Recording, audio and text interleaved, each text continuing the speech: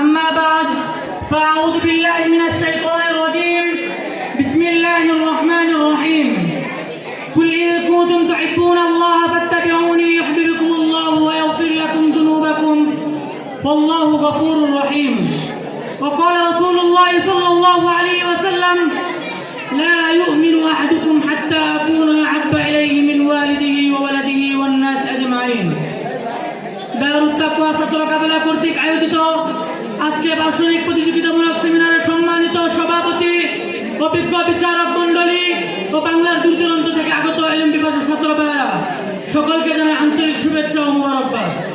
প্রিয় উপস্থিতি, আজকে আমার আলোচ্য বিষয় হচ্ছে নবী সাল্লাল্লাহু আলাইহি ওয়াসাল্লামের প্রতি ভালোবাসা ও তার গুরুত্ব।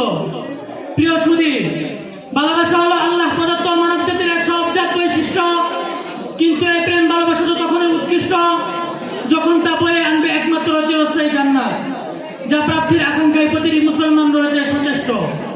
আর এই সফলতার একমাত্র পথই হচ্ছে আল্লাহ প্রদত্ত জীবন বিধান বাস্তব জীবনে আসা, যার অদ্বিতীয় মাধ্যম হল রাসূল সাল্লাল্লাহু আলাইহি ওয়াসাল্লামের প্রতি ভালোবাসা।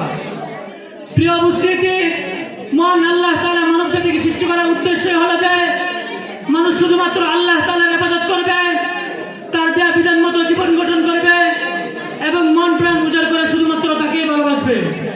উপরন্তু এই ভালোবাসার বহিঃপ্রকাশ তখনই ঘটবে যখন সে পরিপূর্ণভাবে রাসূল সাল্লাল্লাহু আলাইহি ওয়াসাল্লামকে অনুসরণ করবে। কেননা মহান আল্লাহ তাআলা ইরশাদ করেছেন, কুল ইন কুনতুম তুহিব্বুনাল্লাহ ফাত্তাবিউনি ইউহিব্বুকুমুল্লাহ। অর্থাৎ হে নবী, আপনি বলে দিন, যদি তোমরা আল্লাহকে ভালোবাসো তবে আমার অনুসরণ করো, তাহলে আল্লাহ তাআলা তোমাদেরকে ভালোবাসবেন। অন্যদিকে মহানবী সাল্লাল্লাহু আলাইহি ওয়াসাল্লাম ইরশাদ করেছেন, লা ইউমিনু আহাদুকুম হাত্তা আকুনা আহাব্বা ইলাইহি মিন ওয়ালিদিহি ওয়া ওয়ালাদিহি ওয়ান নাস আজমাইন। কেউ ততক্ষণ পর্যন্ত পরিপূর্ণ ঈমানদার হতে পারবে না যতক্ষণ পর্যন্ত সে তার পিতামাতা ও সমস্ত মানুষ থেকে আমি তার নিকট বেশি প্রিয় না হব।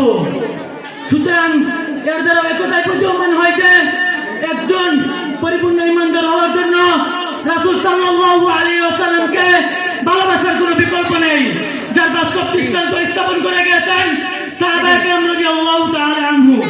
প্রিয় উপস্থিতি, সাহাবায়ে কেরাম বলেন তারা যারা রাসূল সাল্লাল্লাহু আলাইহি ওয়াসাল্লাম একটি মাত্র ইশারায় নিজের জান উৎসর্গ করে